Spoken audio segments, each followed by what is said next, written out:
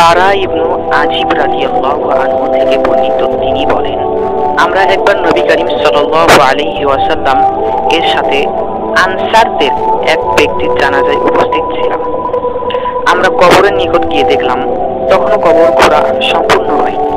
তখন রাসূল সাল্লাল্লাহু আলাইহি ওয়াসাল্লাম বসেছিলেন। আমরাও তার পাশে তখন চুপ করে বসে গেলাম। তখন দেখলাম রাসূল সাল্লাল্লাহু আলাইহি ওয়াসাল্লাম কি একটা চিন্তা করছে। রাসূল সাল্লাল্লাহু আলাইহি ওয়াসাল্লামের হাতে টুকরা কাঠ ছিল, সেটা দিয়ে তিনি চিন্তিত ব্যক্তির মতো আনমনে মাটিতে দাগ কাটছিলেন। এক সময় মাথা উঠিয়ে বললেন, তোমরা আল্লাহর নিকট কবরের শাস্তি হতে পরিত্রাণ চাও। তিনি এ বাক্য দুবার অথবা তিনবার বললেন। এরপর বললেন, মুমিন বান্দা যখন দুনিয়া ত্যাগ করে এবং পরকালের দিকে অগ্রসর হয়, তখন তার নিকট আসমান হতে উজ্জ্বল চেহারা বিশিষ্ট একদল ফেরেশতা আসে, যাদের চেহারা সূর্যের মতো উজ্জ্বল। তাদের সাথে জান্নাতের কাফন সমূহের একটি কাফন থাকে এবং জান্নাতের খুশবু সমূহের একরকম খুশবু থাকে। তারা তার নিকট হতে তার দৃষ্টি সীমার দূরত্বে বসে। তারপর মালাকুল মউত তার নিকট আসে এবং তার মাথার নিকট বসে বলে, হে পবিত্র আত্মা, হে আল্লাহর বান্দা, বের হয়ে এসো। আল্লাহর পক্ষ থেকে রয়েছে তোমার জন্য ক্ষমা ও সন্তুষ্টি। রাসূল সাল্লাল্লাহু আলাইহি ওয়াসাল্লাম বললেন, তখন তার আত্মা বের হয়ে আসে। যেমন কলসি হতে পানি যেভাবে সহজে বের হয়, তেমনি ভাবে ওই ব্যক্তির আত্মা ওইভাবে বের হয়ে আসে। তখন মালাকুল মাউত তা গ্রহণ করে, কিন্তু এক মুহূর্তের জন্য নিজের হাতে রাখে না, বরং ওই সকল অপেক্ষমান ফেরেশতাগণ উক্ত কাফনে ও খুশবুতে জড়িয়ে গ্রহণ করে। তখন তা হতে এমন সুঘ্রাণ ছড়াতে থাকে যা পৃথিবীতে পাওয়া যায় এমন সকল সুঘ্রাণ অপেক্ষা উত্তম, অর্থাৎ মীরগনাভি, যেটা কস্তুরী আতর বলা হয়, তার চেয়েও উত্তম। রাসূল সাল্লাল্লাহু আলাইহি ওয়াসাল্লাম এরপর বলেন, তাকে নিয়ে ফেরেশতাগণ উপরে উঠতে থাকে এবং যখনই তারা ফেরেশতাগণের মধ্যে কোনো ফেরেশতা দলের নিকট পৌঁছে যায়, তখন ওই ফেরেশতার দল জিজ্ঞেস করে, এ পবিত্র আত্মা কার?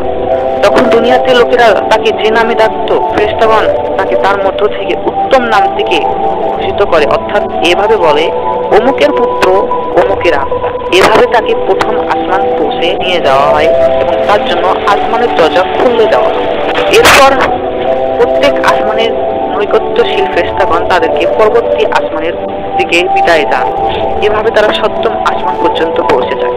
তখন আল্লাহ তাআলা বলেন, আমার বান্দার ঠিকানা ইল্লিয়িনে লিখে রাখো এবং তাকে তার কবরে ফিরিয়ে নিয়ে যাও, কেননা আমি তাকে জমিন হতে সৃষ্টি করেছি এবং জমিনের মধ্যেই ফিরিয়ে নিয়ে যাব এবং জমিন হতেই পুনরায় তাকে জীবিত করব।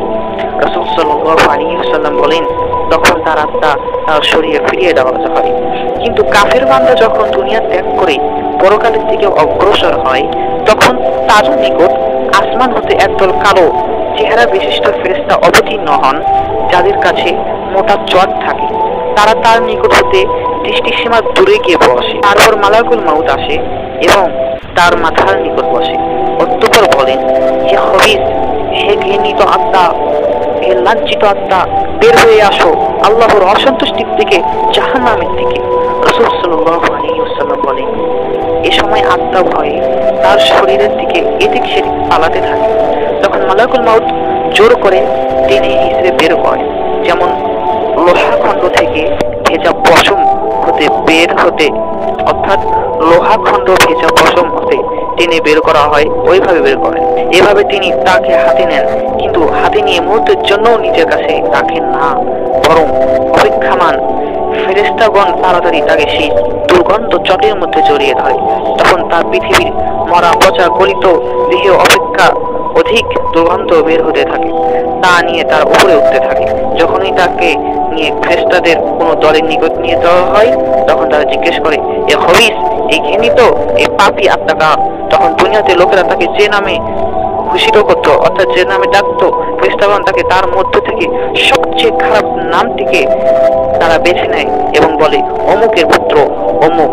এভাবে তাকে নিয়ে প্রথম আসমানে পৌঁছে যায় এবং তার জন্য আসমানের দরজা খুলতে বলে, কিন্তু খোলা হয় না। এ সময় রাসূল সাল্লাল্লাহু আলাইহি ওয়াসাল্লাম কোরআনের ওই আয়াতটি পাঠ করলেন, যে আয়াতের অনুবাদ হলো, তাদের জন্য আসমানের দরজা খোলা হবে না এবং তাদের জান্নাতে প্রবেশ করা এমন অসম্ভব যেমন সূর্যের ছিদ্র দ্বারা উঠ প্রবেশ অসম্ভব।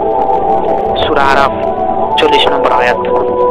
তখন আল্লাহ তাআলা বলেন, তার ঠিকানা জমিনের সর্বনিম্ন স্তর চিনে লিখে দাও।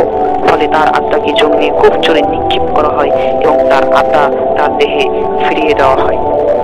এই হাদিসটি মুসনাদে আহমদের 18,557 নম্বর এবং আবু দাউদ শরীফের 4,753 নম্বর হাদিস এবং মিশকাত শরীফের 1,630 নম্বর হাদিস থেকে নেওয়া হয়।